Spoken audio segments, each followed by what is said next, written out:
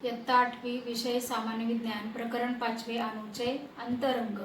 विद्यार्थी मित्रांनो, या धड्याची सुरुवात आपण मागच्या पिरियडलाच केली होती।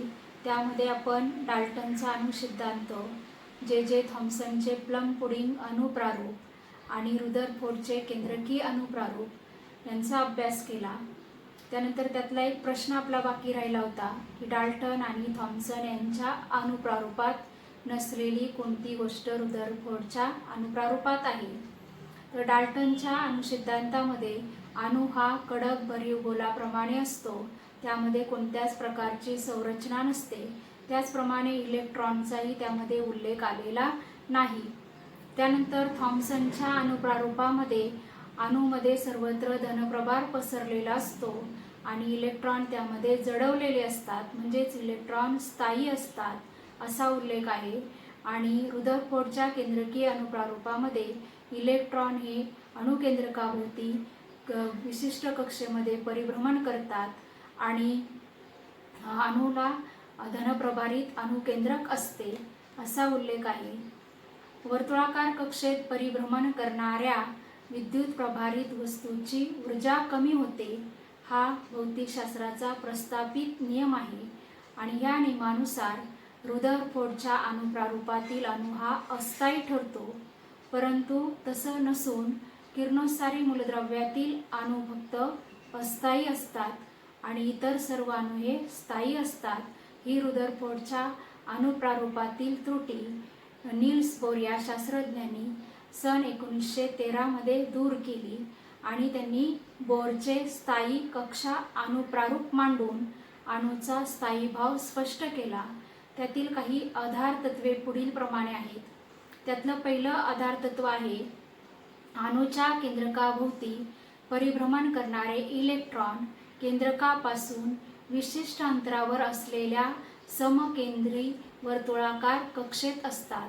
त्याचप्रमाणे विशिष्ट कक्षेत असताना इलेक्ट्रॉनची ऊर्जा स्थिर असते आणि इलेक्ट्रॉन हे आतील कक्षेतून बाहेरील कक्षेमध्ये उडी मारून जाताना ऊर्जा शोषून घेतात आणि ती ऊर्जा किती शोषून घेतात, तर त्यांच्या त्या दोन कक्षेमधल्या ऊर्जेतील फरका एवढी ऊर्जा शोषून घेतात आणि बाहेरील कक्षेतून आतील कक्षेमध्ये उडी मारून येताना ऊर्जा उत्सर्जित करतात। आता आपल्याला 3 उदाहरणं दिली आहेत की गॅसची शेगडी चालू असताना निळ्या ज्योतीवर जर आपण सोडियम क्लोराईडचे स्फटिक टाकले, सोडियम क्लोराईड म्हणजे मीठ जर टाकलं आपण जळत्या ज्योतीवर, तर आपल्याला पिवळ्या रंगाचे ठिणगी दिसते।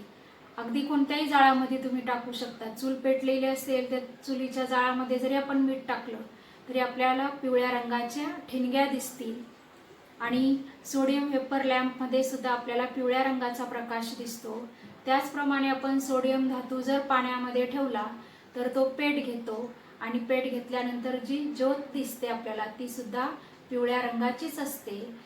या तिन्ही उदाहरणामध्ये सोडियम अणू आतील कक्षेतून बाहेरील कक्षेमध्ये जाताना ऊर्जा शोषून घेतो आणि परत बाहेरील कक्षेमधून आतील कक्षेमध्ये येताना ऊर्जा उत्सर्जित करतो आणि ह्या दोन्ही ऊर्जेमधला फरक हा ठराविक असतो आणि हा फरक किंवा ही ऊर्जा पिवळ्या प्रकाशाच्या ऊर्जेइतकीच असते आणि म्हणूनच आपल्याला ह्या तिन्ही उदाहरणामध्ये पिवळ्या रंगाचा विशिष्ट प्रकाश दिसतो।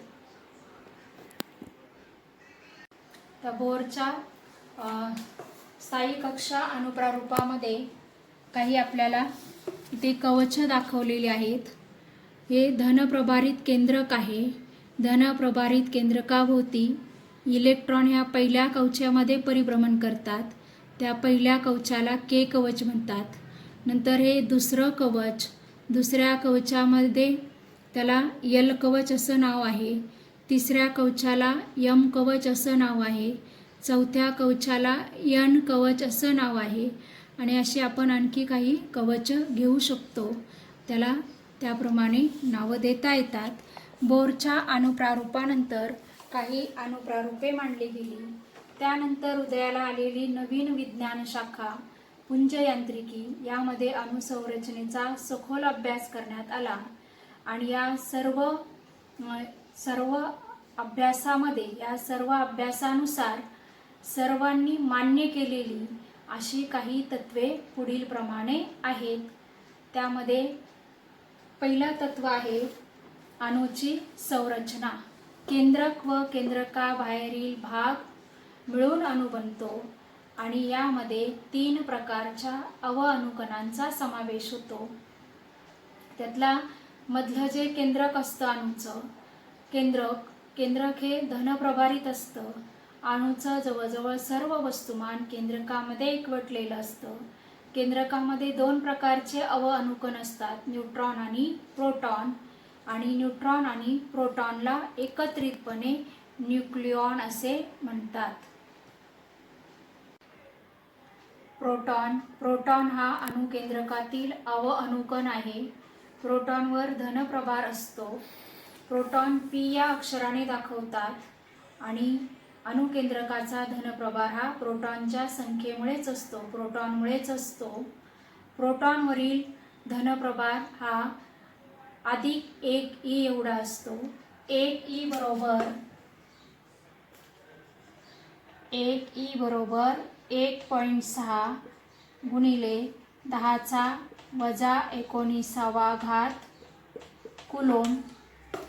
1e बरोबर 1.6 गुणिले 10⁻⁻⁹ कुलोम.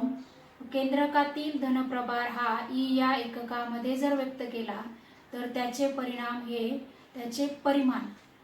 परिमाण हे त्या केंद्रकामधल्या प्रोटॉन संख्ये एवढेच असते.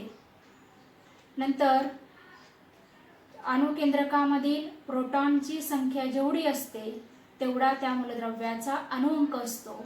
म्हणजेच अणुकेंद्रकातील प्रोटॉनच्या संख्येला त्या मूलद्रव्याचा अणुअंक असे म्हणतात. अणुअंक Z या अक्षराने दाखवतात. नंतर एका प्रोटॉनचे वस्तुमान हे 1 डाल्टन एवढे असते आणि 1 डाल्टन म्हणजेच 1 डाल्टन बरोबर 1 U बरोबर 1.66 गुणिले 10⁻⁻27 ग्रॅम. एका प्रोटॉनचे वस्तुमान हे 1 डाल्टन एवढे असते आणि 1 डाल्टन म्हणजेच 1 U म्हणजेच काय, डाल्टन. आणि 1 U बरोबर 1.66 गुणिले 10⁻⁻27 ग्रॅम. नंतर ह्या एका प्रोटॉनचे वस्तुमान हे एका हायड्रोजनच्या वस्तुमाना एवढेच असते, कारण एका हायड्रोजनचे वस्तुमान हे 1 डाल्टन एवढे आहे. त्यानंतर अणुकेंद्रकातील दुसरा अवअणुकण आहे न्यूट्रॉन. न्यूट्रॉन हा विद्युत प्रभारदृष्ट्या उदासीन असतो. म्हणजेच न्यूट्रॉनवर कोणत्याही प्रकारचा प्रभार नसतो आणि न्यूट्रॉन हे N या अक्षराने दाखवले जातात. आणि अणुकेंद्रकातील न्यूट्रॉनची संख्या ही N या अक्षराने दाखवली जाते आणि न्यूट्रॉन सुद्धा N या अक्षरानेच दाखवले जातात. आणि 1 डाल्टन एवढे वस्तुमान असलेल्या हायड्रोजनच्या अणू एवढेच एका न्यूट्रॉनचे वस्तुमान असते आणि फक्त हायड्रोजनच्या अणुकेंद्रकामध्ये न्यूट्रॉन नसतात. बाकी सर्व मूलद्रव्यांच्या अणुकेंद्रकामध्ये न्यूट्रॉन असतात आणि एका न्यूट्रॉनचे वस्तुमान हे 1 डाल्टन एवढे असते. म्हणजेच एका न्यूट्रॉनचे वस्तुमान हे एका प्रोटॉनच्या वस्तुमाना एवढेच असते. नंतर केंद्रकाबाहेरील भागामध्ये इलेक्ट्रॉन असतात आणि केंद्रक व इलेक्ट्रॉन यामध्ये जी मोकळी जागा असते ती सर्व केंद्रकाबाहेरील भागामध्ये येते. तिसरा अवअणुकण आहे इलेक्ट्रॉन. इलेक्ट्रॉन हा ऋणप्रभारित अवअणुकण आहे. म्हणजेच इलेक्ट्रॉनवर ऋणप्रभार असतो आणि म्हणून इलेक्ट्रॉनचा निर्देश किंवा इलेक्ट्रॉन E- अशा प्रकारे इलेक्ट्रॉन दाखवले जातात. नंतर इलेक्ट्रॉनवरील एकूण ऋणप्रभार हा 1e एवढा असतो. इलेक्ट्रॉनवरील एकूण ऋणप्रभार हा -1e एवढा असतो आणि इलेक्ट्रॉनचे वस्तुमान हे हायड्रोजनच्या वस्तुमानापेक्षा 1800 पटीने कमी असते. म्हणजेच इलेक्ट्रॉनचे वस्तुमान हे नगण्य असते. नगण्य म्हणजे काहीच नाही. इलेक्ट्रॉनचे वस्तुमान हे काहीच नाही अशा प्रकारे असते. आणि अणूच्या केंद्रकाबाहेरील भागामध्ये इलेक्ट्रॉन हे वेगवेगळ्या कक्षांमध्ये परिभ्रमण करत असतात आणि ह्या कक्षा त्रिमित स्वरूपाच्या असल्यामुळे कक्षा शब्दाऐवजी कवच हा शब्द वापरला जातो. आणि इलेक्ट्रॉन हे इलेक्ट्रॉनच्या अंगी ऊर्जा असते आणि ती ऊर्जा ते इलेक्ट्रॉन ज्या कक्षामध्ये आहेत, इलेक्ट्रॉन ज्या कक्षेमध्ये आहे त्या कक्षेवरून त्याची ऊर्जा ठरत असते. त्याच्यानंतर आपल्याला काही प्रश्न दिलेले आहेत. त्या प्रश्नांची उत्तरं आपण पाहणार आहोत.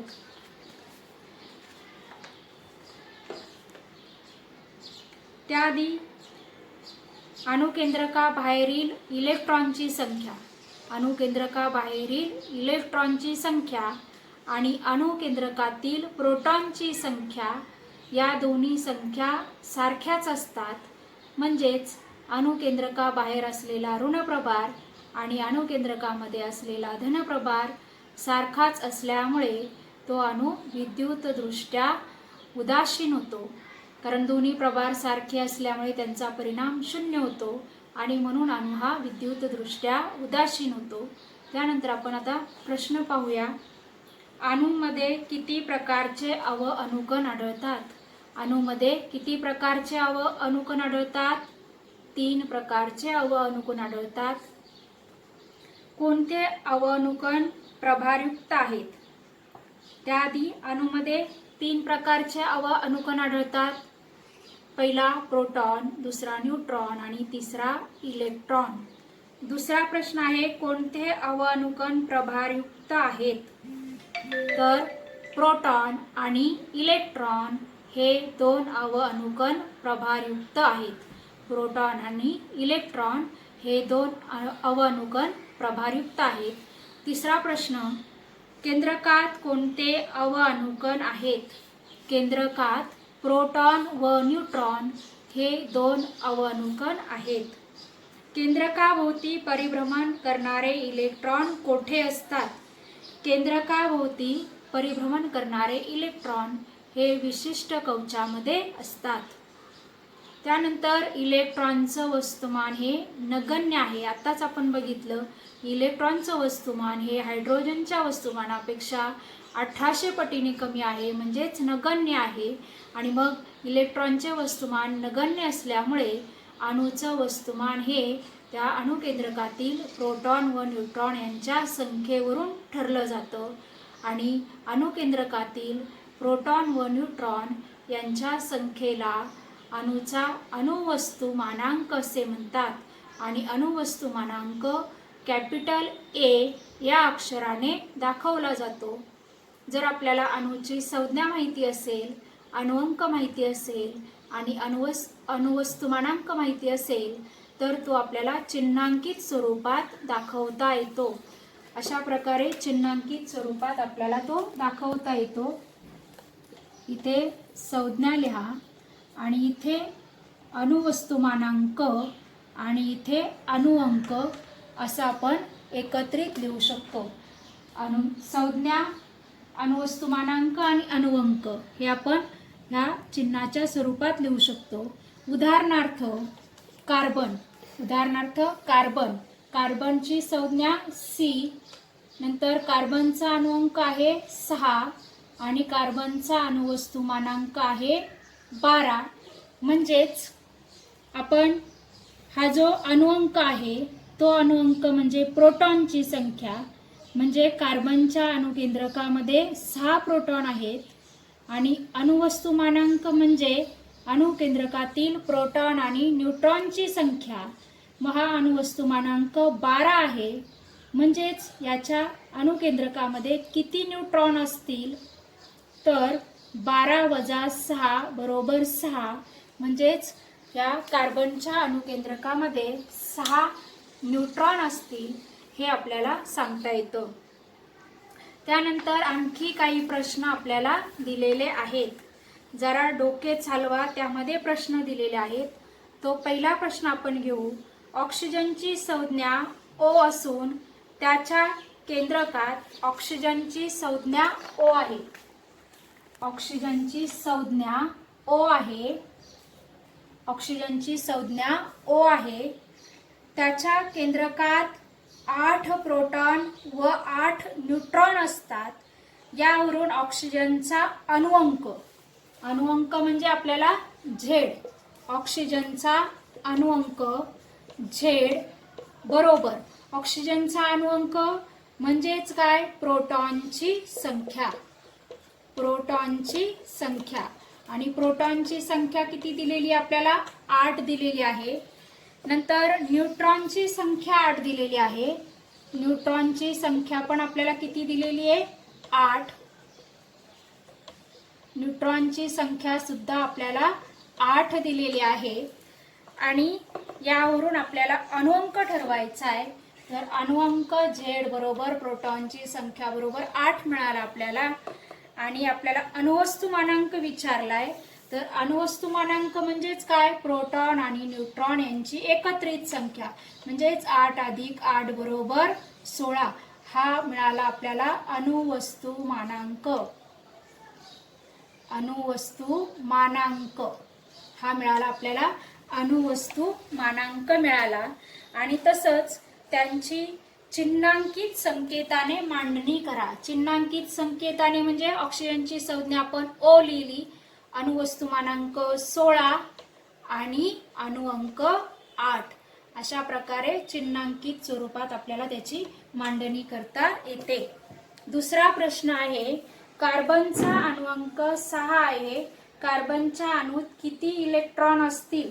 कार्बनचा अणुअंक 6 आहे म्हणजेच प्रोटॉनची संख्या 6 आहे. आणि आपल्याला विचारले की त्यामध्ये इलेक्ट्रॉन किती असतील. तर आपल्याला माहिती आहे की इलेक्ट्रॉन आणि प्रोटॉनची संख्या सारखी असते.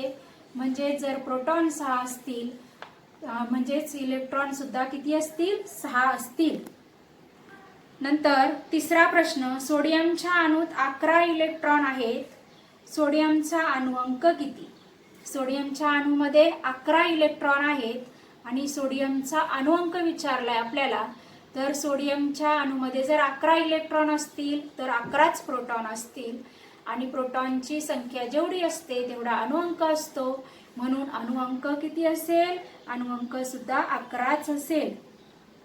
नंतर चौथा प्रश्न, मॅग्नेशियमचा अणुअंक व अणुवस्तुमानांक अनुक्रमे 12 व 24 आहेत. चिन्हांकित संकेतामध्ये तुम्ही ते कसे दर्शवाल. मॅग्नेशियमची आता आपल्याला संज्ञा माहिती पाहिजे. आपल्याला अणुअंक दिलाय 12, अणुवस्तुमानांक दिलाय 24 आणि आपल्याला मॅग्नेशियमची संज्ञा माहिती पाहिजे.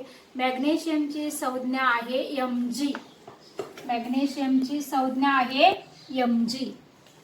मॅग्नेशियमची संज्ञा आहे Mg. आणि अणुअंक दिलाय आपल्याला 12, तो अणुअंक आपण इथे लिहिणार. आणि अणुवस्तुमानांक दिलाय 24, तो आपण इथे लिहिणार. म्हणजेच मॅग्नेशियमचा अणुअंक आणि अणुवस्तुमानांक आपण चिन्हांकित स्वरूपात दाखवलेला आहे. त्याच्यानंतर पुढचा 5वा प्रश्न आहे, कॅल्शियमचा अणुअंक व अणुवस्तुमानांक अनुक्रमे 20 व 40 आहे. यावरून कॅल्शियमच्या केंद्रकात किती न्यूट्रॉन असतील ते काढा. कॅल्शियमचा अणुअंक किती दिलाय 20 आणि अणुवस्तुमानांक किती दिलाय 40. आणि आपल्याला विचारलंय न्यूट्रॉनची संख्या. म्हणजेच आपल्याला काय करायचंय की अणुवस्तुमानांक वजा अणुअंक बरोबर न्यूट्रॉनची संख्या. म्हणजे 40 वजा 20 बरोबर 20. न्यूट्रॉनची संख्या आली आपल्याला 20. आता आपण इलेक्ट्रॉनचं वितरण कशा प्रकारे होतं ते पाहणार आहोत. बोरच्या अणुप्रारूपानुसार इलेक्ट्रॉन हे स्थायी कवचामध्ये परिभ्रमण करतात आणि या कवचांना विशिष्ट ऊर्जा असते. जे अणुकेंद्रकाजवळ जे पहिलं कवच असतं त्या पहिल्या कवचाला K कवच म्हणतात. नंतरचं जे कवच असतं दुसरं कवच त्या कवचाला L कवच म्हणतात. आणि कवचांच्या क्रमांकासाठी n हे अक्षर वापरतात, n ही संज्ञा वापरतात. n बरोबर 1 2 3 4 डॅश डॅश. आणि ह्या क्रमांकासाठी, हे क्रमांक दाखवण्यासाठी किंवा ह्या कक्षांना ठराविक नाव देण्यासाठी k, l, m, n या संज्ञांचा वापर केला जातो. आणि प्रत्येक कवचामधील इलेक्ट्रॉनची संख्या काढण्यासाठी 2n वर्ग हे सूत्र वापरलं जातं.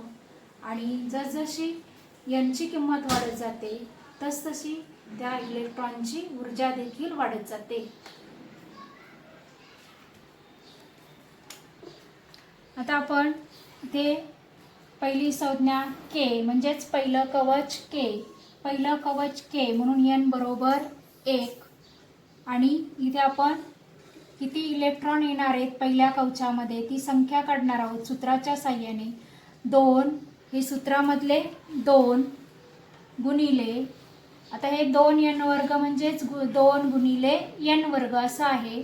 2 गुणिले n बरोबर 1 घ्यायचं आहे आपल्याला, 1 चा वर्ग बरोबर 2 गुणिले 1 म्हणजेच इलेक्ट्रॉनची संख्या आली 2. पहिल्या कवचामध्ये इलेक्ट्रॉनची संख्या 2. दुसरं कवच l कवच, तिथे आपण n बरोबर 2 घेणार आहोत. आणि हे सूत्रामधले 2 गुणिले n म्हणजे आपण 2 घेणार आहोत इथे, 2 चा वर्ग म्हणजेच 2 गुणिले 2 चा वर्ग 4 बरोबर 8. दुसऱ्या कवचामध्ये 8 इलेक्ट्रॉन असणार आहेत.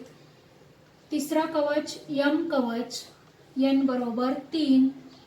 हे सूत्रामधले 2 गुणिले n ची किंमत आपण 3 घेणार, 3 वर्ग बरोबर 2 गुणिले 3 चा वर्ग 9 बरोबर 18. म्हणजे तिसऱ्या कवचामध्ये इलेक्ट्रॉनची संख्या 18 असणार आहे. नंतर चौथं कवच n या संज्ञेने दाखवलंय आणि चौथं कवच म्हणून n बरोबर 4. हे सूत्रामधले 2 गुणिले n ची किंमत 4 त्याचा वर्ग बरोबर 2 गुणिले 4 चा वर्ग 16 बरोबर 32. म्हणजे चौथ्या कवचामध्ये इलेक्ट्रॉनची संख्या 32 असणार आहे. असंच जर आपण पुढचं 5वं कवच घेतलं तर त्याला आपण O नाव देऊ आणि n बरोबर 5 घेऊ आणि म्हणून 2 गुणिले 5 चा वर्ग बरोबर 50 येणार. असे आपण आपल्याला पाहिजे तेवढे कवच घेऊन त्यामधील इलेक्ट्रॉनची संख्या 2n वर्ग हे सूत्र वापरून काढू शकतो. त्यानंतरचे प्रश्न दिलेला आहे आपल्याला. आता इथे खाली वरील तक्त्यावरून कवचातील जास्तीत जास्त इलेक्ट्रॉनांची संख्या लिहा. तर k कवच टिंब दिलंय, तर k कवचामध्ये आपली इलेक्ट्रॉनची संख्या 2 आली आहे, ती आपण भरणार. l कवचाच्या पुढे टिंब दिलंय, त्याच्यामध्ये आपली इलेक्ट्रॉनची संख्या 8 आली आहे, ती 8 भरणार आपण. नंतर m कवचामध्ये आपल्या इलेक्ट्रॉनची संख्या मिळालेली आपल्याला 18, ती 18 भरणार आपण. आणि n कवचामध्ये आपल्याला इलेक्ट्रॉनची संख्या 32 मिळालेली आहे. नंतर पुढे प्रश्न दिलेला आहे, तो प्रश्न पाहू आपण. अणूची संरचना व सूर्यमाला यांच्यात साधर्म्य आहे. सूर्यमालेतील ग्रह सूर्याभोवती गुरुत्वीय बलामुळे फिरतात. अणु संरचनेत कोणते बल कार्यरत असेल?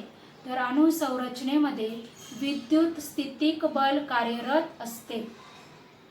नंतर दुसरा प्रश्न आहे, केंद्रकात अनेक धनप्रभारित प्रोटॉन एकत्र असतात.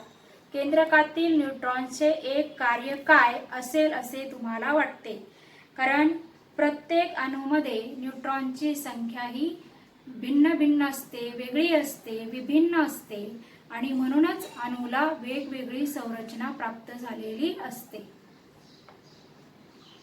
आताच आपण पाहिले की k, l, m, n dash dash या कवचांमध्ये प्रत्येकी 2, 8, 18, 32 डॅश डॅश असे इलेक्ट्रॉन सामावू शकतात. म्हणजेच हीच त्या कवचांची कमालधारकता असते म्हणजेच एवढेच इलेक्ट्रॉन त्या कवचामध्ये सामावू शकतात. तर इलेक्ट्रॉन स्वरूपन म्हणजे काय? एखाद्या मूलद्रव्याच्या अणूमधील इलेक्ट्रॉनांची कवचनिहाय मांडणी म्हणजे त्या मूलद्रव्याचे इलेक्ट्रॉन स्वरूपन. तर प्रत्येक कवचामध्ये इलेक्ट्रॉन संख्या वेगवेगळी असते आणि प्रत्येक कवचाला विशिष्ट ऊर्जा असते. त्यापैकी जे पहिलं कवच आहे के कवच, त्या कवचामध्ये इलेक्ट्रॉनांची ऊर्जा सर्वात कमी असते.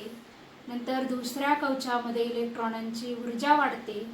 त्याचप्रमाणे त्या कवचांच्या चढत्या क्रमांकाप्रमाणे त्या मूलद्रव्यामधील किंवा त्या अणूमधील इलेक्ट्रॉनांची ऊर्जा वाढत जाते आणि सर्व अणूमधील एकत्रित ऊर्जा मात्र कमीत कमी असते. त्याचप्रमाणे अणूमधील इलेक्ट्रॉन कवचांच्या कमाल धारकतेप्रमाणे तसेच ऊर्जेच्या चढत्या क्रमानुसार असलेल्या कवचामध्ये स्थान मिळवतात. आता आपण तक्ता पाहणार आहोत. तक्त्यामध्ये मूलद्रव्ये दिलेले आहेत. तक्त्यामध्ये इथे मूलद्रव्याचं नाव दिलेलं आहे. नंतर संज्ञा दिलेल्या आहेत. अणूतील इलेक्ट्रॉन संख्या दिलेली आहे आणि आपल्याला कवच संज्ञा म्हणजेच कमालधारकता, त्या कवचामध्ये किती इलेक्ट्रॉन सामावू शकतात ते आपल्याला काढायचं आहे. के, एल, एम, एन आणि संख्या स्वरूपात इलेक्ट्रॉन स्वरूपन दिलेलं आहे. तर इलेक्ट्रॉन स्वरूपन हे आपण मध्ये स्वल्पविराम देऊन दाखवलं जातं, अंकांच्या स्वरूपामध्ये दाखवलं जातं आणि त्या अंकांच्या मध्ये स्वल्पविराम दाखवले जातात. आता आपण पहिलं पाहूया. इथे पहिलं मूलद्रव्य हायड्रोजन, त्याची संज्ञा H आणि अणूतील इलेक्ट्रॉन संख्या 1 आहे आणि हा एक इलेक्ट्रॉन पहिल्या के कवचामध्ये पहिला एक इलेक्ट्रॉन असणार आहे. इथे आपल्याला कवचाची कमाल धारकता दिलेली आहे. के कवचामध्ये 2 इलेक्ट्रॉन सामावू शकतात, एल कवचामध्ये 8 इलेक्ट्रॉन सामावू शकतात, एम कवचामध्ये 18 इलेक्ट्रॉन सामावू शकतात जास्तीत जास्त आणि एन कवचामध्ये जास्तीत जास्त 32 इलेक्ट्रॉन सामावू शकतात. तर आपल्याला इथे पहिलं मूलद्रव्य हायड्रोजन दिलंय, त्याची संज्ञा H दिलेली आहे. अणूतील इलेक्ट्रॉनांची संख्या 1 आहे आणि पहिल्याच कवचामध्ये के कवचामध्ये तो 1 इलेक्ट्रॉन राहू शकतो आणि म्हणून हायड्रोजनचं इलेक्ट्रॉन स्वरूपण 1 येणार आहे. नंतर दुसरं मूलद्रव्य हेलियम, त्याची संज्ञा He आणि अणूतील इलेक्ट्रॉन संख्या 2 आहे आणि हे 2 इलेक्ट्रॉन पहिल्या कवचामध्ये सामावू शकतात म्हणून पहिल्या कवचामध्ये दाखवलेत आणि हेलियमचं इलेक्ट्रॉन स्वरूपण 2 आहे. नंतर लिथियमची संज्ञा Li, त्यामध्ये इलेक्ट्रॉन संख्या 3 आहे. पहिल्या कवचामध्ये 2 सामावू शकतात आणि उरलेला 1 तो दुसऱ्या कवचामध्ये. 3 इलेक्ट्रॉन संख्या आहे, त्यातले पहिले 2 इलेक्ट्रॉन पहिल्या कवचामध्ये आणि नंतरचा उरलेला 1 इलेक्ट्रॉन तो दुसऱ्या कवचामध्ये जातो आणि म्हणून इलेक्ट्रॉन स्वरूपण येतंय लिथियमचं 2 स्वल्पविराम 1. नंतर कार्बनची संज्ञा C आहे आणि कार्बनमधील इलेक्ट्रॉन संख्या 6 आहे आणि म्हणून याच्यामध्ये पहिल्या कवचामध्ये 2 इलेक्ट्रॉन येणार.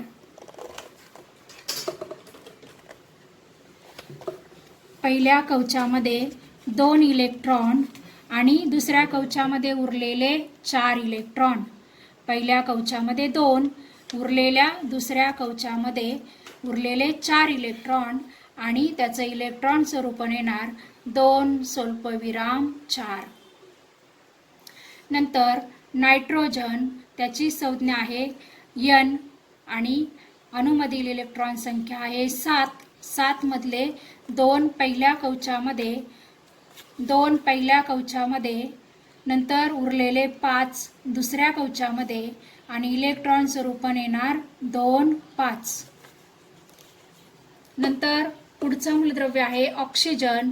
ऑक्सिजनची संज्ञा O, अणूमधील इलेक्ट्रॉनची संख्या 8, त्यातले पहिले 2 पहिल्या कवचामध्ये आणि उरलेले 6 दुसऱ्या कवचामध्ये, इलेक्ट्रॉन स्वरूपण येणार 2 स्वल्पविराम 6. नंतर पुढचं मूलद्रव्य आहे फ्लोरीन. आणि फ्लोरीनची संज्ञा F आहे आणि अणूमधील इलेक्ट्रॉनची संख्या 9 म्हणून पहिले 2 पहिल्या कवचामध्ये, उरलेले 7 दुसऱ्या कवचामध्ये इलेक्ट्रॉन स्वरूपाने येणार 2 7. नंतर न्यूऑनची संज्ञा Ne आणि त्याची अणूमधील इलेक्ट्रॉनची संख्या 10 आहे. त्यातले 2 पहिल्या कवचामध्ये आणि उरलेले 8 दुसऱ्या कवचामध्ये आणि इलेक्ट्रॉन स्वरूपाने येणार 2 स्वल्पविराम 8. नंतर सोडियम संज्ञा Na आणि अणूतील इलेक्ट्रॉन संख्या 11 आहे. त्यातले 2 पहिल्या कवचामध्ये, दुसऱ्या कवचामध्ये 8, कारण पहिल्या कवचामध्ये 2 सामावू शकतात म्हणून 2, दुसऱ्या कवचामध्ये फक्त जास्तीत जास्त 8च सामावू शकतात, दुसऱ्या कवचामध्ये जास्तीत जास्त 8च सामावू शकतात म्हणून 8, 2 आणि 8 10 झाले. आपल्याकडे इलेक्ट्रॉन संख्या 11 आहे म्हणून उरलेला एक तो पुढच्या कवचामध्ये. 2 8 1 इलेक्ट्रॉन स्वरूपन आहे सोडियमचं 2 8 1. नंतर पुढचं मूलद्रव्य आहे क्लोरीन. त्याची संज्ञा Cl आणि इलेक्ट्रॉन संख्या आहे 17. पहिल्या कवचामध्ये 2 इलेक्ट्रॉन, दुसऱ्या कवचामध्ये 8 इलेक्ट्रॉन आणि तिसऱ्या कवचामध्ये 17 मधले किती राहिले 7. 2 आणि 8 10 आणि तिसऱ्या कवचामध्ये 7 म्हणजे 17 झाले एकूण. 2 8 7 असं हे इलेक्ट्रॉन स्वरूपन येणार. नंतर अर्गॉनची संज्ञा Ar आणि इलेक्ट्रॉन संख्या आहे 18.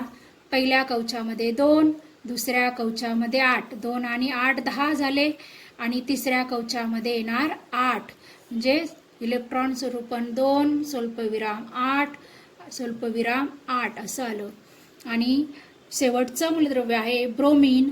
संज्ञा आहे Br आणि इलेक्ट्रॉन संख्या आहे 35. तर पहिल्या कवचामध्ये 2, दुसऱ्या कवचामध्ये 8. किती झाले 2 आणि 8 10. आता तिसऱ्या कवचामध्ये आपण किती घेऊ शकतो, जास्तीत जास्त 18 घेऊ शकतो. किती घेऊ शकतो, जास्तीत जास्त 18. मग आता किती झाले 2 आणि 8 10, 10 आणि 18 किती झाले 28. आणि 28 आणि आता किती उरलेत 35 व्हायला 7 उरलेत. तर ते 7 पुढच्या कवचामध्ये मग इलेक्ट्रॉन स्वरूपाने येणार 2 8 18 आणि 7. अशा प्रकारे इलेक्ट्रॉन वितरण होतं. कवचांच्या कमाल धारकतेप्रमाणे इलेक्ट्रॉनचं वितरण होत असतं. अशा प्रकारे मूलद्रव्याचं इलेक्ट्रॉन स्वरूपन इथे संपलेलं आहे. यापुढील भाग आपण नंतरच्या पिरियडला घेणार आहोत.